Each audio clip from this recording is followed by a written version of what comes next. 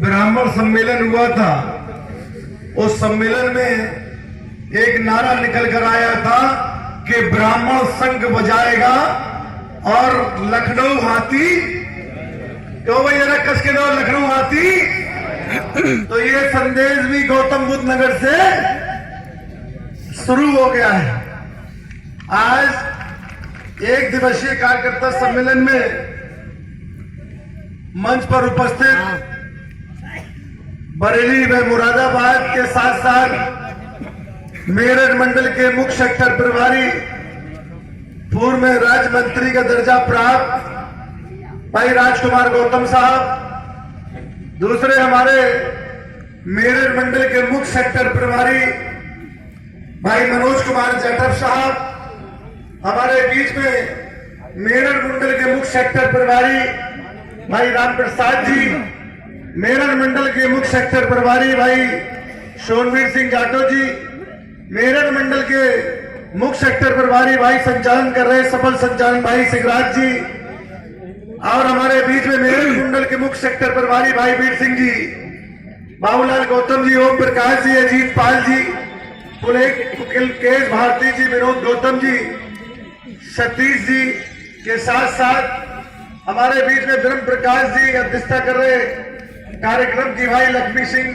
जिला अध्यक्ष जी, बरवंश वीरपाल जी, और लोकसभा का चुनाव लड़े पूर्व में भाई सतवीर नागर जी, सतपाल नागर जी, रामदास वाल्मीकि जी, सुंदर चंदेलिया जी, प्रदीप भारती जी, सूबेदार रामपाल जी, नरेश गौतम जी, मुरारी लाल जी, हमारे बीच में पूर्व में विधायक भाई सतवीर गुजर जी, विजेंद्र भाटी जी पूर्व चेयरमैन, नरेंद्र भाटी जी नावा जेवर के प्रभारी प्रत्याशी, हमारे बीच में अनस जावेद, रविंद्र सेन जी, देवेंद्र शर्मा जी, ठाकुर प्रताप सिंह जी, विनोद शर्मा नोएडा महानगर अध्यक्ष, हमारे बीच में हाजी अयूब मलिक जी, धीर सिंह गौतम जी, नरेंद्र कुमार जी, नरेश गौतम जी, अजीत शाह जी, लाल सिंह गौतम जी, रविंद्र गुजर जी, मुरारी लाल प्रधान जी, अतर सिंह मौर्य जी के साथ साथ लोकेंद्र जी,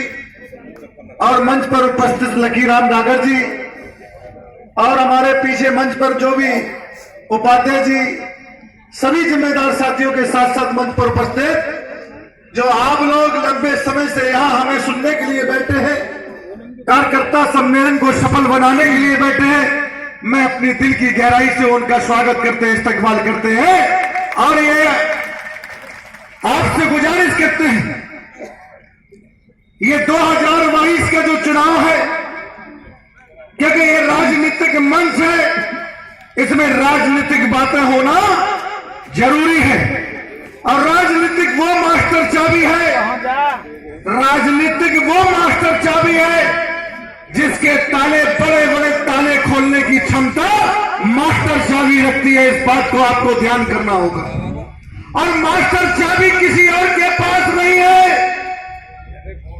मास्टर चाबी किसी और के पास, धन्ना सेठ के पास नहीं है, मास्टर चाबी कोई अडानी और अंबानी के पास नहीं है, और मास्टर चाबी किसी देश के किसी के पास नहीं है।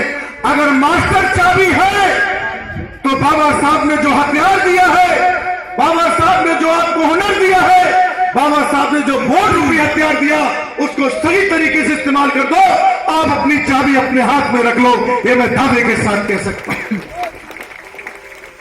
इसलिए उस चाबी को किसी के, क्यों भाई उस चाबी को आप अपने विरोधी के हाथ में दोगे या सहयोगी के हाथ में दो, जरा कस के बताओ। अरे जरा पीछे वाले बताओ, किसके हाथ में चाबी देना चाहते हो? उसके हाथ में चाबी दो जो आपके हक की लड़ाई लड़ना जानता हो, उसके हाथ में चाबी दो जो आपके मान सम्मान की रक्षा करना जानता हो, उसके हाथ में चाबी दो जो बहन बेटी की हिफाजत करना जानता हो, उसके हाथ में चाबी दो जो सर समाज को साथ लेके चलना जानता हो, उसके हाथ में चाबी दे दो। जब उसके हाथ में चाबी दे दोगे, ये मेरा यकीन है, ये मेरा विश्वास है, जब आपने 2007 में आपकी नेता, आपकी बहन, आपकी बेटी के हाथ में जब चाबी दी थी, तो 2000 2007 से 2012 के बीच में कैसी सरकार चली थी, कैसी आपके हाथ में मान सम्मान रहा था, जरा आप लोग हाथ उठा के बताओ, सही बताना, बिल्कुल सही। कैसा प्रदेश चला था जरा बताओ, जरा मंच वाले बताओ कैसा प्रदेश चला था बताओ। तो आप दोबारा किसके हाथ में चाबी देना चाहते हो जरा बताओ। अरे कस के बोलो, हमें समझ में नहीं आ रहा।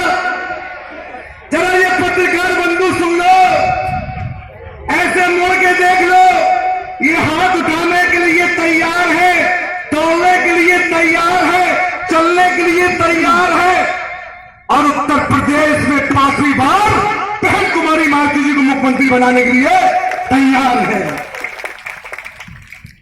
तो वही पूरी खबर कस ली, किसने किसने कसी, जरा हाथ उठाओ, यहां वाले भी देख ले जरा, कस ली सबने, मजबूती के साथ पीछे से आवाज आ रही। तो अब ये बताओ, अब रही बात है, देखो मैं आपसे कहना चाहता हूं, आप दिल की गहराई पे हाथ धर के बात करना। आप ये बताओ 2012 के बाद और 2013 के बाद सही बताना बिल्कुल, क्या किसी बेरोजगार को रोजगार मिला? बताओ जरा कस के बताओ। किसी भी बहन बेटी को इज्जत और आपकी हिफाजत में रही? किसी भी भाई को, परिवार को, समाज को सम्मान मिला? जब नौजवान और किसान को सम्मान मिला, अरे जरा आवाज लगाओ, जरा हमें अच्छा लगेगा। नहीं मिला। तो आप कितने लोग हैं जो किसान का सम्मान बरकरार चाहते हैं बताओ। आप कितने लोग हैं नौजवान का सम्मान चाहते हो बताओ। अरे जब किसान का चाहते हो, नौजवान का चाहते हो, तो आपको घर को निकलना पड़ेगा, घर को छोड़ना पड़ेगा, और मैदान में सर समाज को भाईचारा,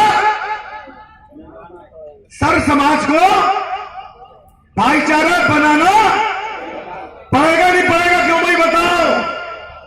जब सर समाज आपके साथ होगा तो ये बताओ, ये जो दुकानें चल रही 2 पे 2,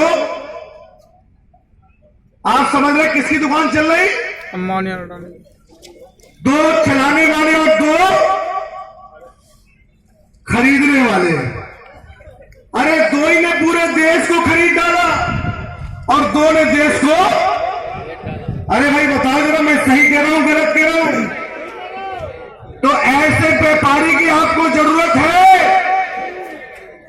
अगर ऐसे व्यापारी को हटाना है और ऐसे व्यापारी को भगाना है, कहना व्यापारी के हाथ में हम देश नहीं देने वाले, हम मर जाएंगे, कट जाएंगे, देश को किसी के व्यापारी के हाथ में नहीं देंगे, क्योंकि व्यापारी के हाथ में और व्यापारी के दिमाग में और व्यापारी की सोच में केवल अपना स्वार्थ दिखता है, ना कि किसान और नौजवान।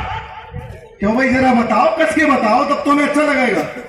व्यापारी किसान और नौजवान के लिए सोच सकता है?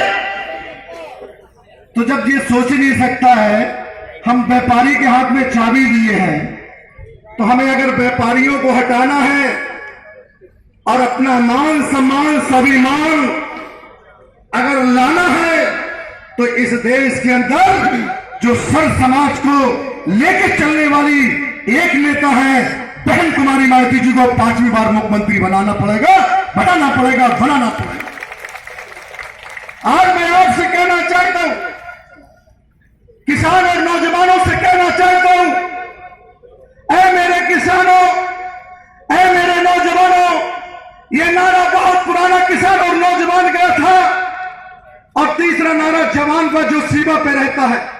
क्या व्यापारी का बेटा क्या सीमा पे लड़ने जाता है? बताओ। सीमा पे अगर जाता है तो किसान का बेटा जाता है। अगर सीमा की सुरक्षा